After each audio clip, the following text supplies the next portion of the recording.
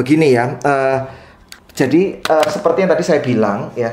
Jadi kita kan mengalami kenyataan yang lama. Nah, kenyataan yang lama itu musuhnya adalah kedagingan dan kemudian dunia dan kemudian roh-roh jahat di udara, begitu.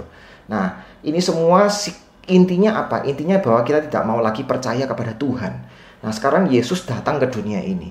Nah, waktu Tuhan Yesus datang ke dunia ini, itu dia memberitakan sesuatu yang sangat berbeda kepada kita. Ya.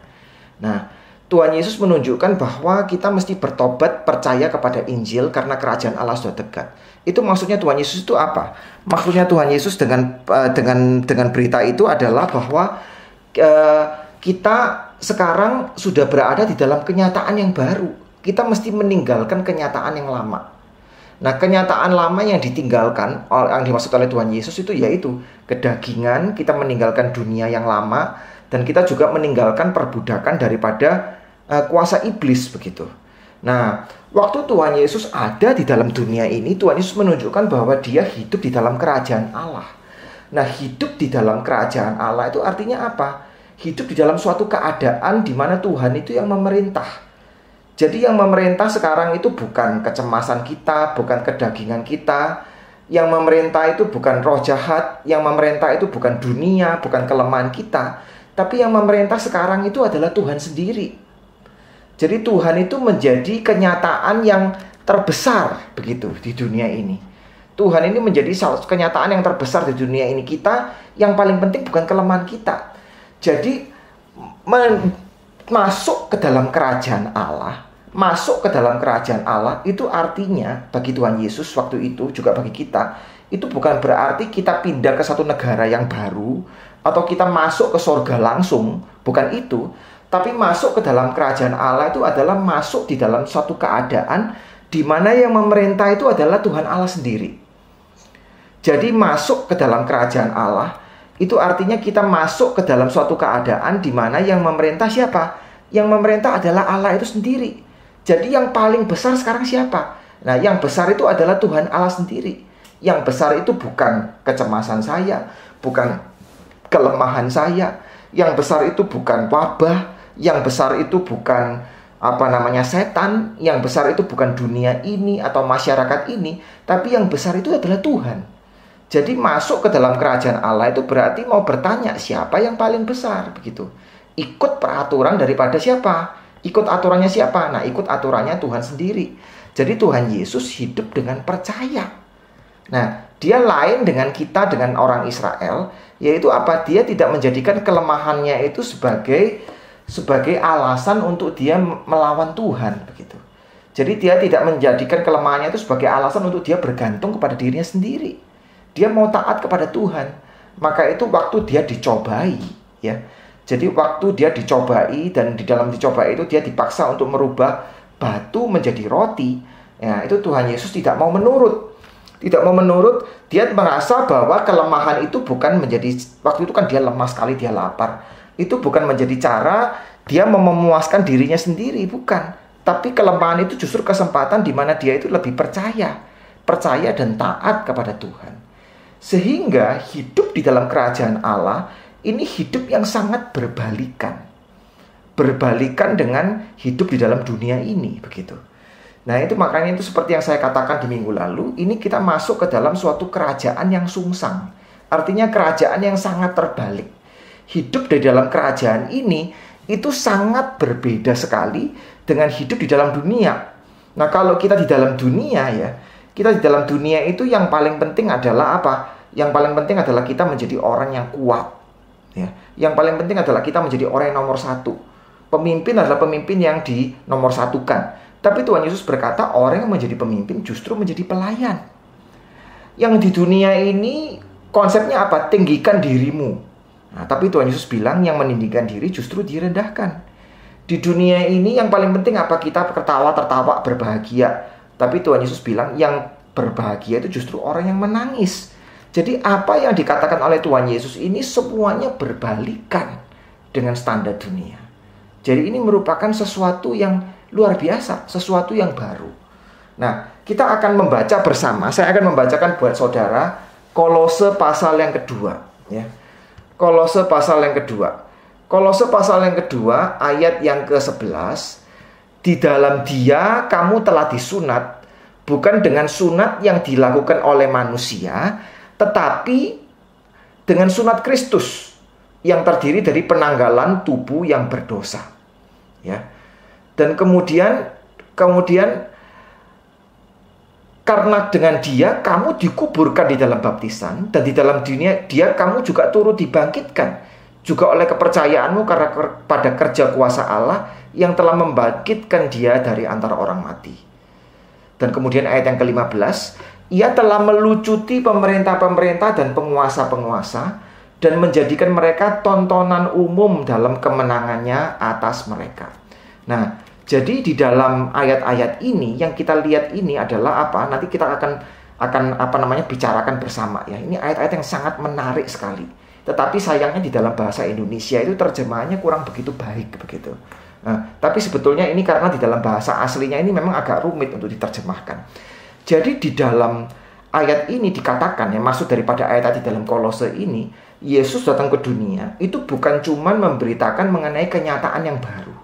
Kenyataan yang beda dengan kenyataan yang lama.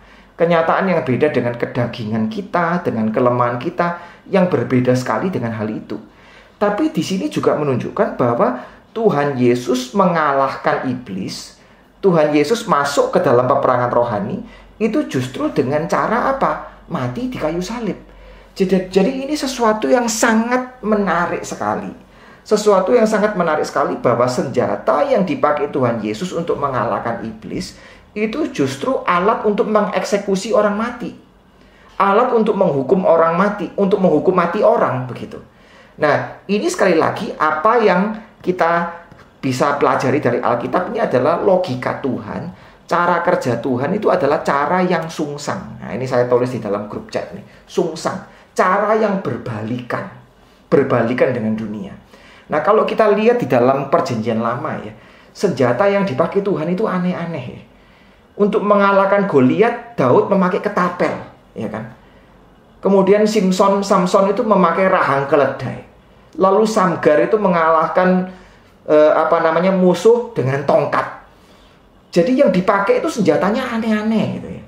Kemudian merobohkan kota Yeriko itu mesti memutar kota Yeriko 7 kali begitu. Jadi pakai senjatanya itu yang tidak lazim, yang aneh-aneh, berlawanan dengan manusia, pikiran manusia. Nah, Tuhan Yesus datang ke dunia ini seperti yang saya bilang, kemudian Dia masuk ke dalam kerajaan, Dia memberitakan kerajaan Allah. Maka itu cara hidup Tuhan Yesus, cara Tuhan Yesus berperang dengan setan itu pakai caranya Tuhan Allah begitu. Nah, cara Tuhan Allah itu merupakan cara yang sungsang, cara yang berbalikan. Jadi sekali lagi, Tuhan Yesus mengalahkan setan, itu mengalahkan setan karena Tuhan Yesus itu berada di dalam kerajaan Allah. Tetapi kalau di dalam kerajaan Allah, maka cara mengalahkan setan ini cara yang berbalikan. Jadi kalau dunia ini orang mengalahkan musuh dengan membunuh musuh, Tuhan Yesus mengalahkan musuhnya dengan membiarkan dirinya dibunuh. Orang mengalahkan orang lain dengan cara kekuatan, tapi Tuhan Yesus mengalahkan dengan cara kelemahan. Jadi ini merupakan sesuatu yang sangat aneh sekali, begitu ya. Sesuatu yang sangat aneh sekali bahwa Tuhan Yesus di sini itu pekerjaannya itu terbalik dengan cara bekerjanya manusia.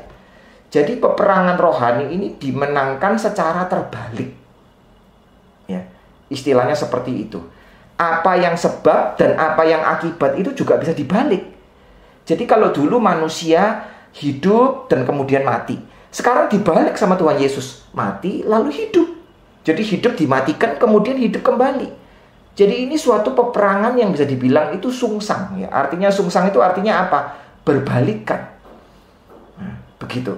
Nah, ini cara pekerjaan Tuhan yang aneh sekali, yang menunjukkan bahwa logika Tuhan lain dengan logika dunia ini. Jadi kalau kita mau berperang, melakukan peperangan rohani, kuncinya itu adalah bahwa kita mesti pakai logikanya Tuhan sendiri, gitu.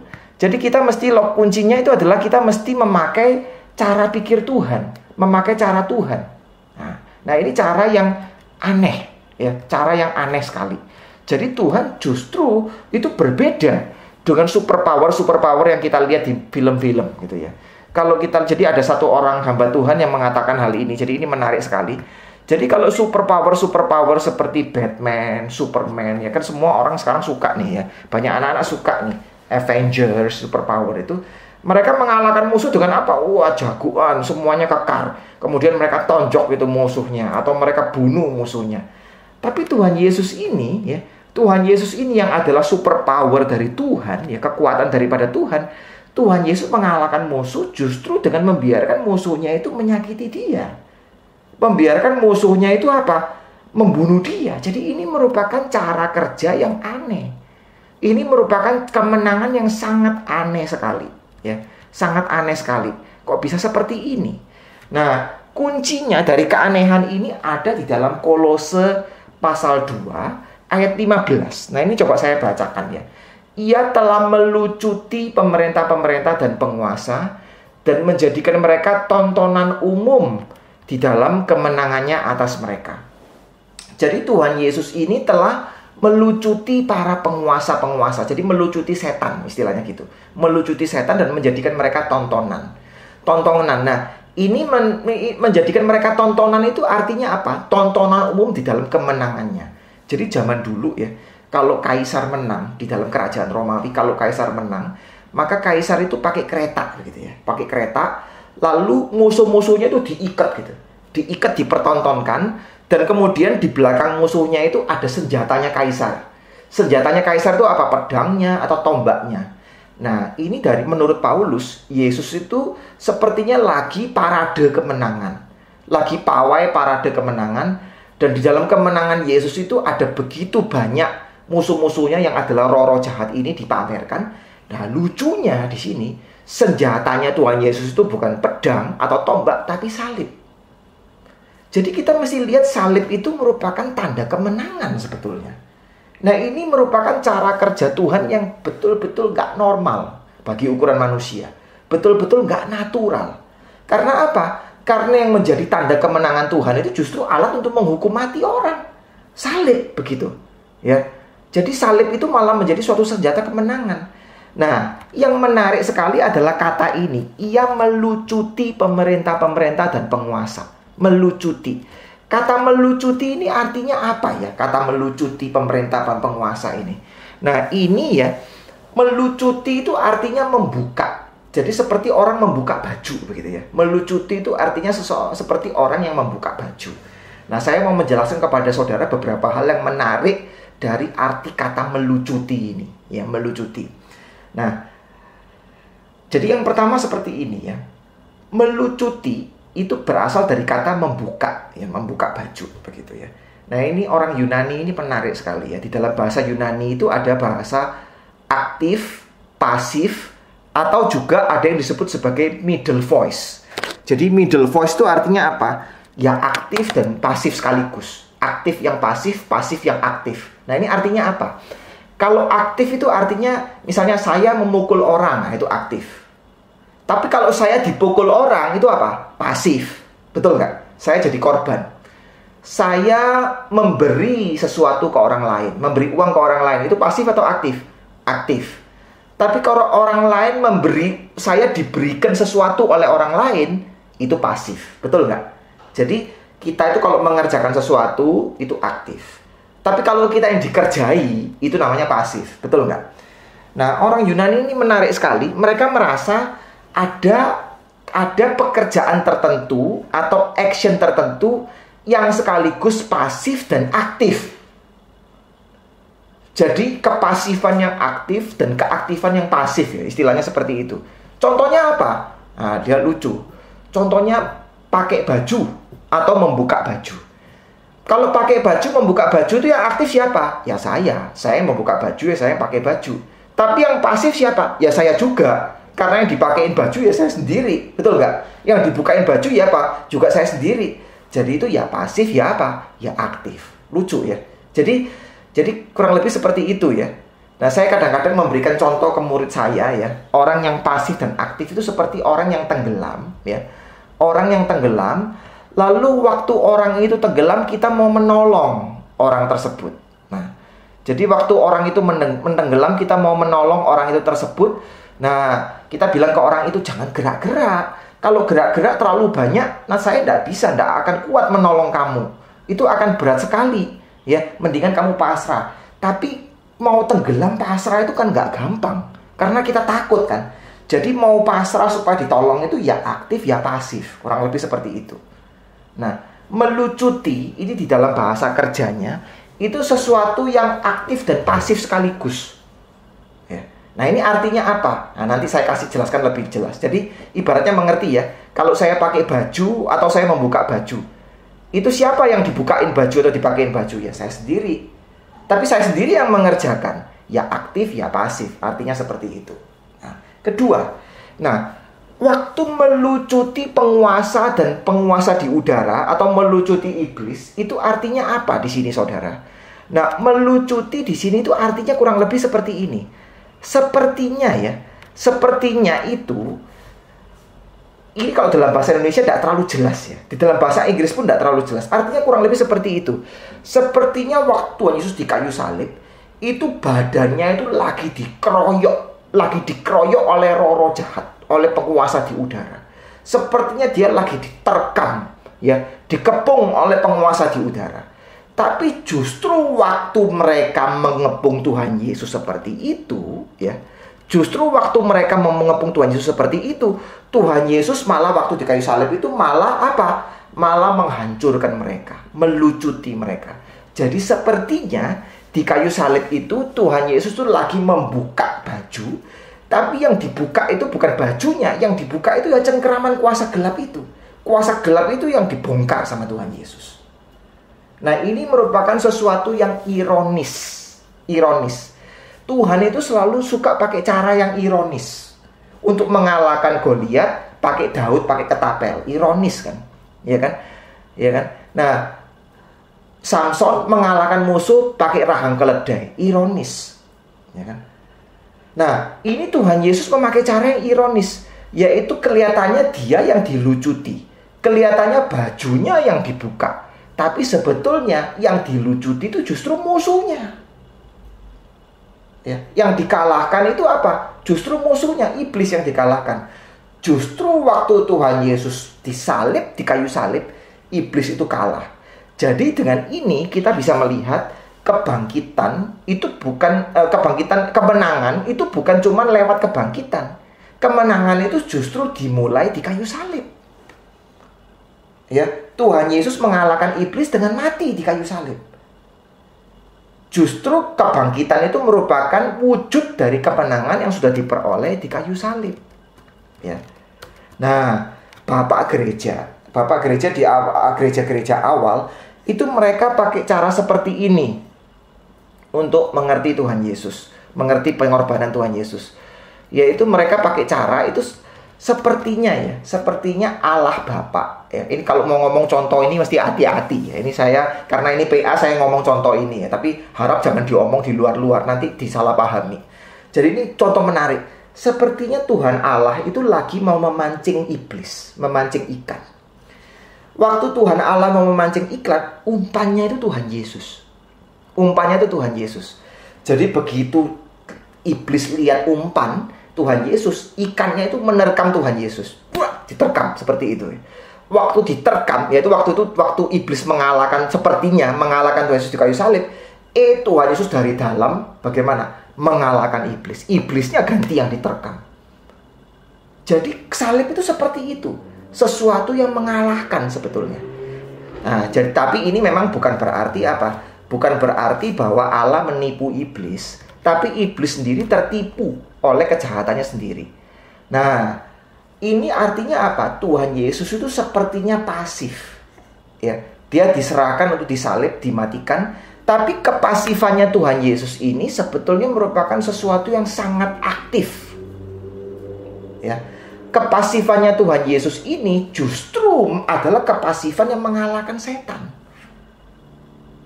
Nah, ini menarik sekali. Ya. Nah, jadi sekali lagi ya, melucuti iblis itu berarti apa? Tuhan Yesus mengalahkan iblis dengan cara apa? Dengan cara dia sepertinya diterkam oleh iblis, tapi dia membuka iblis, menghentakkan iblis dan mengenyahkan iblis, membuang iblis. Dengan cara seperti itu. Seolah-olah setan itu mengurubungi Tuhan Yesus menjadi seperti bajunya Tuhan Yesus. Lalu di kayu salib itu Tuhan Yesus bagaimana? Membuang mereka semua. Dia menjadi menang. Jadi ini sesuatu yang menarik. Nah, ini konkretnya apa? Kenapa kok bisa seperti ini? Ya, kenapa seperti ini? Nah, ini membuat kita ingat akan logika daripada kasih. Kasih itu bagaimana ya? Nah, kasih itu artinya apa? Kasih itu mengosongkan diri baru bisa dipenuhi. Kasih itu seperti itu. Mengosongkan diri, menyerahkan diri baru bisa dipenuhi. Ya. Nah, kalau kebencian atau kedagingan, seperti yang kita omongkan kemarin, musuh daripada Tuhan itu adalah kedagingan atau kebencian. Kedagingan itu selalu apa? Mau mengisi diri sendiri, tidak mau mengosongkan diri. Tapi justru dengan mengisi diri, dia akan kehilangan dirinya. Jadi kedagingan itu atau filsafat dunia itu anti kasih. Tidak mau kasih, yang penting dirinya. Ya, barang siapa mau mempertahankan nyawanya, dia akan kehilangan nyawanya. Tuhan Yesus bilang seperti itu. Tapi logika kasih berbeda. Logika kasih adalah barang siapa kehilangan nyawanya, dia akan memperolehnya. Jadi Tuhan Yesus menang ya atas setan karena Tuhan Yesus itu mengosongkan dirinya sampai total. Alkitab berkata ia mengosongkan dirinya mati di kayu salib. Bukan cuma mengosongkan diri jadi manusia, mati. Bukan cuma mati di kayu salib. Tapi justru dengan pengosongan yang total itu dia akan diisi oleh Allah Bapa. Dia akan diisi dengan kuasa yang membangkitkan. Nah, ini logika daripada kasih. Ya. Kalau kita mau menikah misalnya, saya dulu misalnya mau menikah sama istri saya, hati saya mesti untuk istri saya semuanya. Ya, seperti pernah yang saya bilang, saya tidak boleh bilang sama istri saya, oh hati saya ini untuk kamu cuma 80% lah, 20% untuk pacar saya yang dulu misalnya. Jadi nanti kalau kamu ada apa-apa, saya masih bisa kembali ke yang dulu. Tidak bisa. Untuk mengasihi mesti serahkan semua. Tapi dengan serahkan semua, kita mendapatkan semua. Itu loh, kasih itu seperti itu. Selalu menyerahkan untuk mendapatkan. Kasih itu seperti itu. Ya, jadi Tuhan Yesus mengalahkan iblis karena apa? Iblis itu tidak mengerti. Iblis itu merasa, ya, iblis itu merasa yang paling penting buat saya sendiri. Sudah dibutakan oleh dosa. Nah, orang yang dibutakan oleh dosa, orang yang ketakutan atau orang yang di dalam kesusahan atau kelemahan, dia itu kepingin terus mencari jalan untuk mengisi dirinya, untuk menolong dirinya sendiri, begitu. Nah, tapi kalau orang yang mengasihi orang, mengasihi Tuhan, dia pengen serahkan semua. Tapi dengan serahkan semua, dia justru mendapatkan. Nah, ini logika dari kasih. Kasih itu menyerahkan untuk mendapatkan, mengosongkan diri untuk diisi. Menyangkal diri untuk dibangkitkan, mati untuk hidup. Nah, ini semua logika daripada kasih yang beda dengan logika dari dunia ini. Di dunia ini selamatkan dirimu, pentingkan dirimu sendiri. Jadi dunia ini anti kasih. Ya. Nah, sebetulnya Tuhan Yesus waktu kita bilang Tuhan Yesus melucuti penguasa-penguasa di udara, Tuhan Yesus melucuti kuasa gelap. Itu yang dimaksud adalah apa? Tuhan Yesus membuang itu semua, ya, membuang itu semua supaya apa? Supaya dia supaya justru dengan cara itu dia membuang iblis, dia mengalahkan iblis. Dan kuasa Tuhan justru bekerja dengan besar di dalam diri dia, begitu. Nah, kata melucuti, ya, kata melucuti untuk supaya menang, ya, melucuti ini sebetulnya ada kaitannya dengan kata di atas di dalam Kolose pasal 2 ayat yang ke-11. Kamu telah disunat, tetapi bukan sunat dilakukan oleh manusia, tetapi dengan sunatnya Kristus. Jadi ini sunat, jadi dilucuti, ya, mohon maaf, dilucuti atau melucuti itu artinya disunat. Kurang lebih seperti itu. Loh, kok bisa dilucuti artinya melucuti artinya disunat? Nah, seperti tadi saya bilang ya, melucuti kan seperti membuka baju. Jadi membuka kepungan daripada roh-roh jahat, dibuka, dibuka. Nah, ini sama seperti waktu disunat. Disunat itu apa, saudara? Disunat itu ya kulit luar dari alat kelamin laki itu dikupas, istilahnya seperti itu ya, dikupas. Itu kan mirip seperti dilucuti gitu, dibuka begitu. Nah, ini mengingatkan kita akan upacara penyunatan, sunat ya. Nah, kenapa Tuhan Allah minta Abraham ya dan orang Israel untuk menyunatkan diri mereka supaya mereka masuk ke dalam umat perjanjian? Jadi kenapa mesti disunat? Nah, ini kembali kepada istilah sunat ini sekarang. Nah, sunat itu merupakan suatu tanda. Suatu tanda bahwa apa? Bahwa manusia, ya, sunat itu merupakan tanda bahwa manusia mau mengakui. Mengakui apa? Mengakui ketidakberdayaan mereka. Mengakui ketidakberdayaan mereka dan minta pertolongan dari Tuhan. Itu sunat. Nah, kenapa kok alat kelaminnya yang disunat, yang dikupas kulit alat kelamin yang atas itu ya? Ya. Itu kenapa disunat? Nah, karena di zaman dulu ya, zaman dulu itu zamannya Abraham dan mereka, termasuk di zaman orang Tionghoa juga nih ya. Jadi kebudayaan kuno, bahkan sampai sekarang seperti itu manusia, terutama laki-laki ya, itu suka menyombongkan diri sebagai orang yang punya anak banyak. Jadi anak banyak itu artinya rezeki banyak. Anak banyak, rezeki banyak itu menunjukkan apa? Wah, saya ini adalah laki-laki yang sejati. Saya ini pria jantan. Jadi zaman dulu orang menyombongkan diri dengan cara apa? Menunjukkan bukan cuma dengan dia punya uang banyak, tapi bahwa dia ini subur. Ya, bahwa dia bisa punya anak banyak, bukan cuma punya anak banyak, punya anak laki-laki banyak. Nah, seperti itu. Jadi mengandalkan diri sendiri.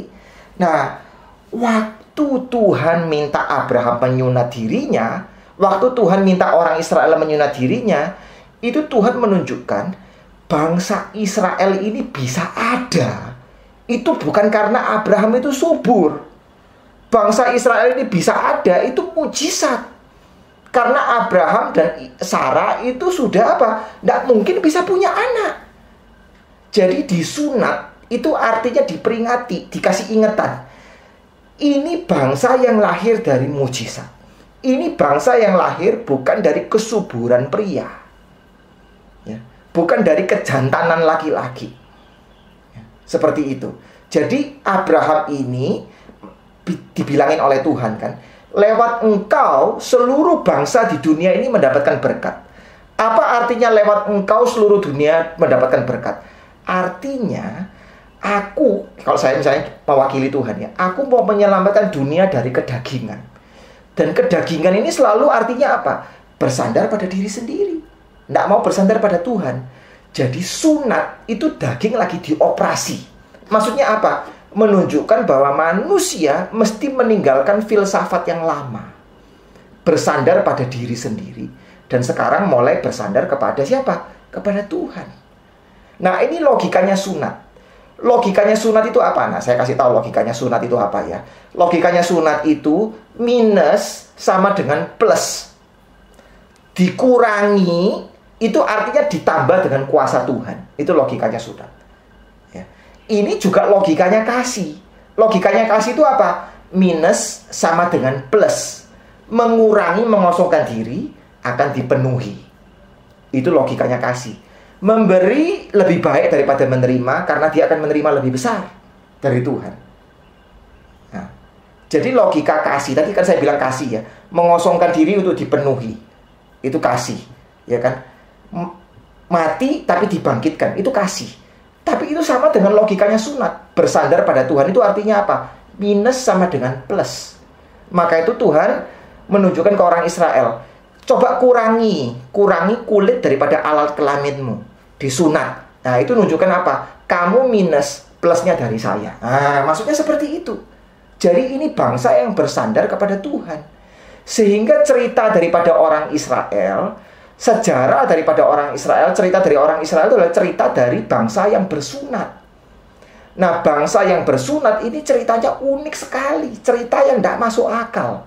Cerita yang berbalik dengan dunia ini.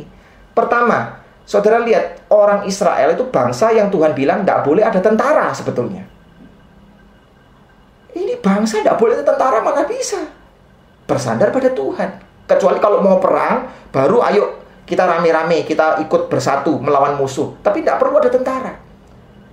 Tuhan tidak suka waktu Daud mau menghitung jumlah orang Israel. Karena apa? Bisa jadi sombong. Orang Israel itu senjatanya paling tidak mutakhir di tengah-tengah tetangganya. Jadi orang Israel itu adalah suatu bangsa yang diminta oleh Tuhan untuk terus-menerus bergantung pada Tuhan dengan bukan bergantung kepada kekuatan militer mereka. Bahkan Tuhan mengajak orang Israel tidak boleh apa? Bahkan tidak boleh untuk ini. Tidak boleh untuk mengadakan aliansi militer dengan negara lain. Ya. Waktu orang Israel mau melakukan aliansi militer dengan negara lain, Tuhan bilang apa? Jangan bersandar pada daging. Ya, jangan bersandar kepada daging, tapi bersandarlah kepada siapa? Kepada Allah, kepada spirit, kepada roh. Nah, ini bangsa yang disunat. Nah, seperti itu. Nah, ini yang dilakukan oleh Tuhan Yesus. Ya, oleh Tuhan Yesus. Jadi Tuhan Yesus disebut waktu dia mati, itu dia disebut lagi disunat. Sunat Kristus. Paulus bilang seperti itu. Itu menunjukkan apa? Orang Israel sudah gagal. Orang Israel dalam sejarahnya dia tidak mau bergantung kepada Tuhan. Dia bergantung kepada Mesir. Dia bergantung kepada diri sendiri. Dia bergantung kepada statusnya sebagai umat pilihan. Tapi sekarang Yesus adalah Israel yang baru. Dan waktu Yesus menjadi Israel yang baru, apa yang terjadi? Dia sama sekali tidak bergantung pada dirinya sendiri. Dia bergantung sepenuhnya kepada Allah. Nah, sepertinya dia dilucuti. Jadi disunat itu artinya dilucuti. Sepertinya dia dilucuti. Hidupnya diambil dari dia. Kebahagiaannya diambil dari dia. Tapi justru waktu dia diambil hidupnya, diambil kebahagiaannya, diambil semua ini, dia justru lagi apa? Mendapatkan kuasa Tuhan. Nah, ini namanya minus sama dengan plus. Ya. Justru kalau Tuhan Yesus mengalahkan musuhnya pakai cara orang Israel. Jadi orang Israel waktu itu mendambakan Tuhan Yesus itu menjadi semacam pemimpin militer, mengalahkan orang Romawi. Tapi kalau Tuhan Yesus mengalahkan pedang dengan pedang, nah itu berarti dia terjerumus di dalam apa? Di dalam kedagingan. Karena daging itu mau menyandarkan kepada diri sendiri. Ya, jadi Tuhan Yesus itu justru mengalami penyunatan. Ya, jadi dia mengosongkan diri, ya, dia menderita, dia kelihatannya dibunuh.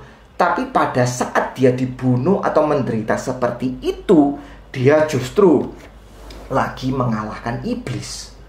Nah, ini yang tidak bisa dimengerti oleh setan dan tidak bisa dimengerti oleh dunia. Waktu dikalahkan, dia justru menang. Waktu dilucuti, dia justru melucuti. Nah, ini logika Tuhan ini berbeda sekali dengan dunia ini. Ya. Jadi coba saudara lihat, waktu Yesus disalib, ya, waktu Yesus disalib. Nah, waktu Yesus disalib, apa yang terjadi? Sepertinya ya, derita dan maut, ya, derita Tuhan Yesus, luka-luka Tuhan Yesus, dan maut yang dialami oleh Tuhan Yesus itu sepertinya lagi menghabisi hidupnya Tuhan Yesus. Jadi waktu Yesus disalib di atas kayu salib, sepertinya penderitaan dan kematian atau maut itu lagi menghabisi hidupnya Tuhan Yesus. Tetapi saudara lihat, waktu Yesus disalib, ya, Yesus bagaimana? Yesus percaya dan taat. Yesus percaya dan taat pada kehendak Bapa. Orang-orang menggoda Tuhan Yesus, mencobai Tuhan Yesus. Ayo, kalau kamu anak Allah turun. Kalau kamu anak Allah tolong dirimu sendiri. Mungkin minta Tuhan Yesus panggil malaikat aja tolong dia. Tapi dia taat sampai mati. Dia taat kepada kehendak Bapa sampai mati. Bukan cuma taat. Yesus menunjukkan apa? Kasih. Kasih yang begitu besar. Jadi waktu di kayu salib, Tuhan Yesus menunjukkan kasih kepada Allah Bapa. Tuhan Yesus juga menunjukkan kasih kepada siapa? Kepada sesama manusia.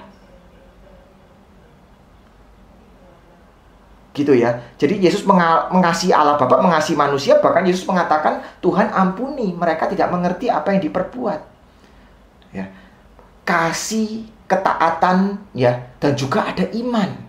Ada iman kepada Bapa. Nah, saudara lihat, kasih dan iman, kasih dan ketaatan ini merupakan tanda-tanda hidup yang kekal. Jadi manusia tanpa kasih, tanpa iman, tanpa ketaatan, manusia tidak akan bisa masuk ke dalam kerajaan Allah. Manusia tidak akan bisa memperoleh hidup yang kekal. Nah, sekarang saudara bisa lihat. Satu pihak, maut dan derita menghabisi nyawanya Tuhan Yesus. Tapi di pihak lain, malah penderitaan dan maut ini membuat apa? Kasih dan ketaatan Tuhan Yesus jadi tambah lama tambah besar. Satu pihak nyawanya dihabisi, di pihak lain kekuatan hidup yang kekal ini dikuatkan malahan. Nah, hasilnya itu apa? Hasilnya itu adalah hukum alam digulingkan. Hukum alam digulingkan. Kalau orang dulunya orang dulunya hidup terus mati habis, sekarang mati jadi hidup, dibalik. Begitu ya. Sekali lagi, waktu di kayu salib itu di satu pihak itu sepertinya apa? Maut dan derita itu lagi menghabisi Tuhan Yesus. Dia lagi capek, lagi menderita, tenaganya habis. Semua dia lagi dihabisi. Sepertinya minus. Tapi sebetulnya di saat dia minus seperti itu, iman, ketaatan dan kasihnya itu plus bertambah.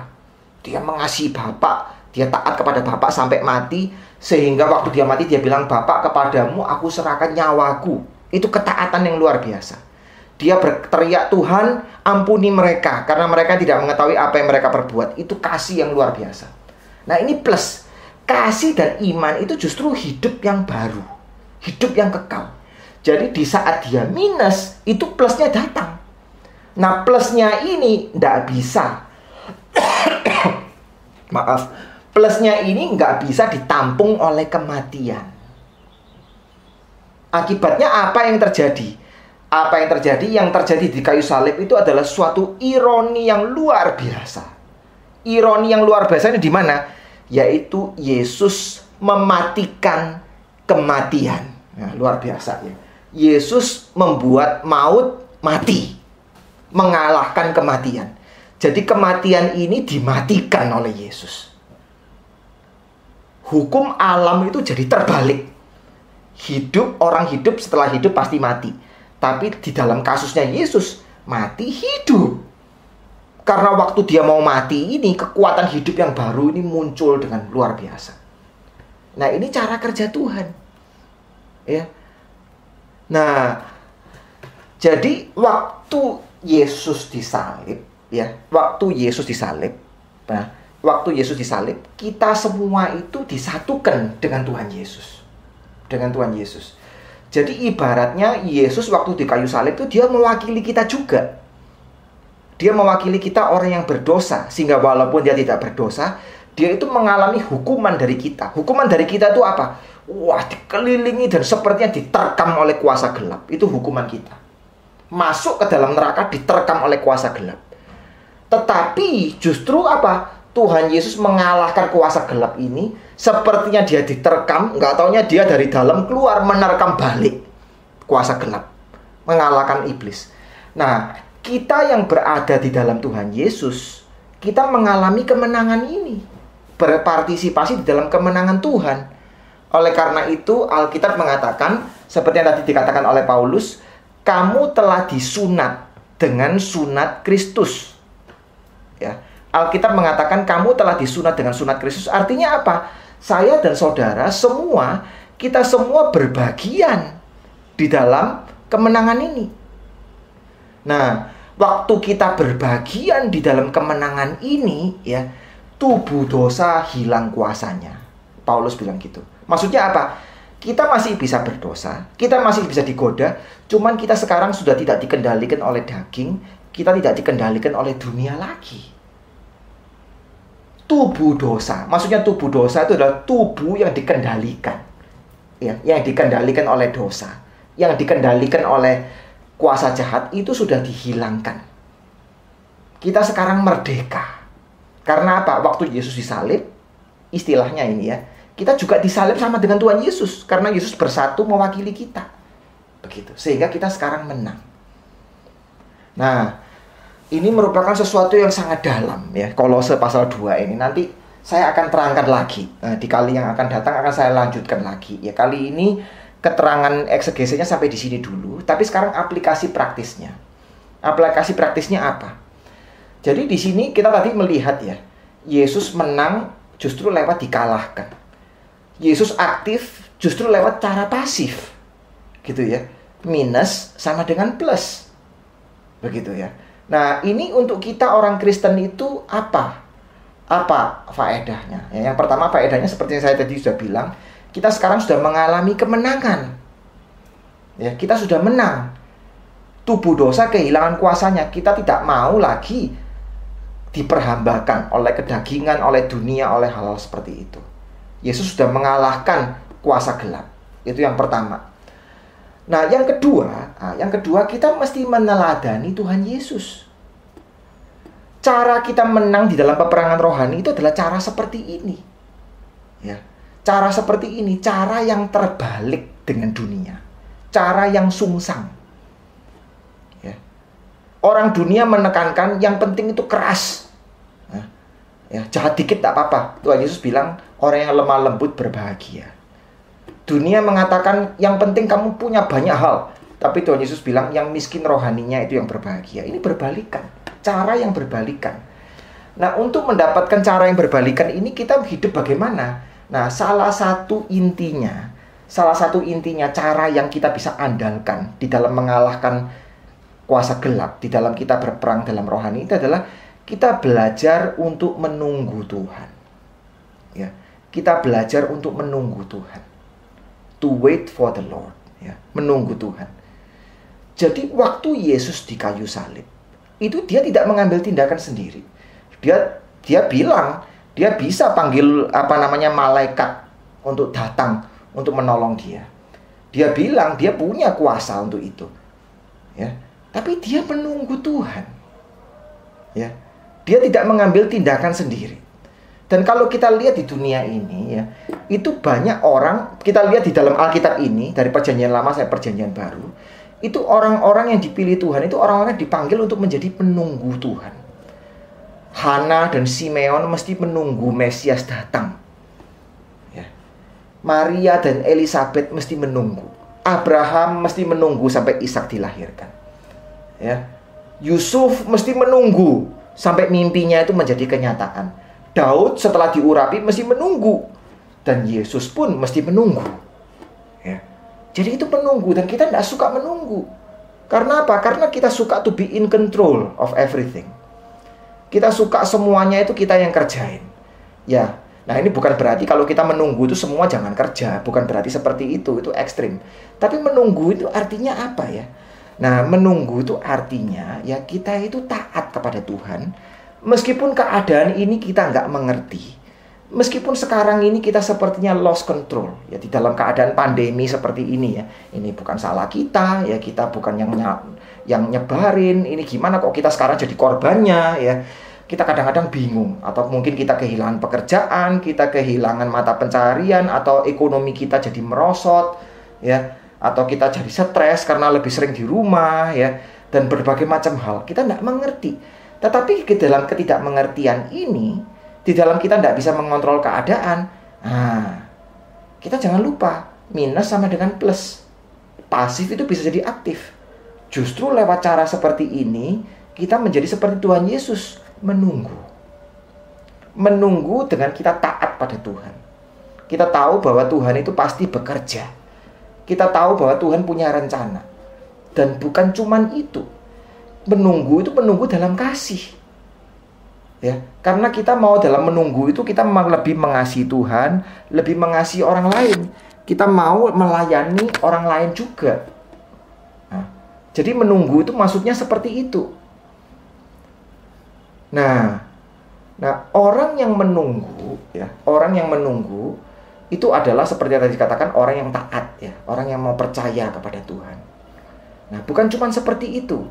Orang yang menunggu itu orang yang mau tahu, mau diajar oleh Tuhan. Mau diajar oleh Tuhan. Dia mau tahu Tuhan lewat peristiwa ini mau bicara apa buat saya. Ya, itu menjadi seorang murid. Arti menjadi seorang murid itu adalah orang yang menunggu Tuhan bicara. Sama seperti Maria dan Marta ya. Maria duduk di kaki Tuhan Yesus, mendengar Tuhan Yesus. Nah, kita mesti belajar di dalam keadaan seperti ini, kita mesti menjaga keheningan hati kita untuk menunggu. Kenapa Tuhan membiarkan ini terjadi? Apa yang Tuhan mau saya belajar dari Tuhan? Nah, itu. Menunggu. Sehingga pelan-pelan kenyataan itu mulai apa? Pelajaran dari Tuhan itu mulai dikeluarkan. Begitu. Jadi menunggu itu artinya apa? Menunggu itu artinya kita belajar untuk tenang. Ya, mungkin ada baiknya kali ya kita puasa dulu, lihat berita deh, ya. Ada baiknya kita tidak perlu dulu lihat tiap hari ini korban kena virus ini berapa nih. Udah deh, berapa hari udah puasa, nggak usah berita, ya, nggak usah lihat berita. Kita juga nggak usah ngecek WA terus, ya. Pokoknya kita tenang di hadapan Tuhan. Kita jangan biarkan suara-suara dunia, terutama juga kecemasan kita apa ini mengganggu pikiran kita. Kita tenang di hadapan Tuhan. Tunggu suara Tuhan. Mencari tahu kehendak Tuhan. Apa yang Tuhan mau saya lakukan? Apa yang Tuhan mau saya supaya saya ini berubah? Nah, itu kedua. Menunggu itu berarti apa? Menjadi seorang murid. Nah, saudara lihat. Orang yang menunggu, ya, itu bukan orang yang tidak punya apa-apa, yang kosong. Justru orang yang menunggu, itu orang yang di dalam dirinya itu sudah mulai keluar apa? Hidup yang baru. Sama seperti waktu Tuhan Yesus, waktu dia di kayu salib, waktu dia tidak berdaya, iman, kekuatan, ketaatannya itu mulai keluar, ya. Dan itu keluar lebih penuh lagi lewat kebangkitan.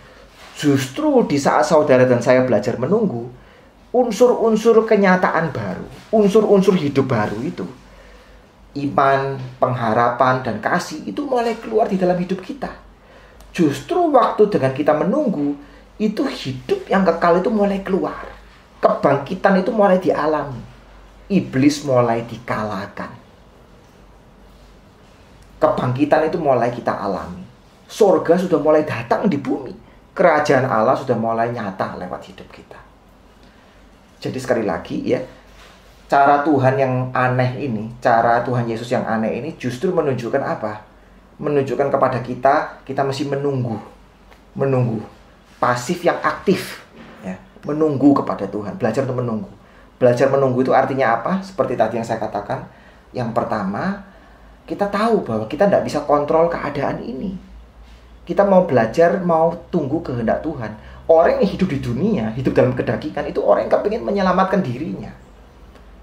Nah, menunggu Tuhan itu bukan berarti tidak bekerja, tapi kita dalam keadaan kita bekerja, kita berserah, kita taat kepada Tuhan. Itu menunggu Tuhan. Dan yang kedua, menunggu Tuhan itu bukan cuma taat pada Tuhan, menunggu Tuhan itu juga menjadi seorang murid. Kita hidup tidak dengan kebisingan oleh berita-berita, tidak dengan kebisingan dari suara-suara kecemasan kita, tapi mulai coba dengar. Tuhan apa ya? Tuhan mau saya bagaimana? Kita menunggu. Nah, kita seperti Samuel ya, yang lagi menunggu suara Tuhan. Ya, waktu Tuhan bilang Samuel, Samuel bilang ini aku di sini. Nah, kita siap. Ya, gitu. Menjadi orang yang memiliki telinga dan hati seorang murid. Dan yang ketiga, justru dengan menunggu itu hidup yang baru itu mulai dikeluarkan. Kita menjadi seperti Tuhan Yesus kembali. Nah, ingat ya dari semua ini bahwa di dalam Tuhan itu minus sama dengan plus. Ya, dikosongkan itu justru dipenuhi. Nah, dengan cara apa? Nah, kita mau menunggu Tuhan. Nah, sampai di sini dulu perenungan firman Tuhan. Mari kita berdoa. Tuhan, kami sungguh bersyukur karena Engkau telah memberikan kepada kami Injil-Mu, di mana Engkau menunjukkan bahwa Engkau itu berbeda. Cara Tuhan bekerja sangat berbeda dengan dunia ini. Mampukan kami Tuhan itu hidup seperti Tuhan Yesus. Walaupun dia diserahkan, walaupun dia dianiaya, tapi sebetulnya dia menang. Walaupun dia kalah, dia menang. Walaupun dia pasif, sebetulnya dia aktif. Mampukan kami Tuhan untuk hidup seperti itu, mengalami penyunatan dari Tuhan. Menyunat hati kami sendiri. Sehingga kami bergantung kepada Tuhan dan belajar menjadi orang yang setia dan taat kepada Tuhan. Di dalam nama Tuhan Yesus kami telah berdoa dan mengucap syukur. Amin. Terima kasih.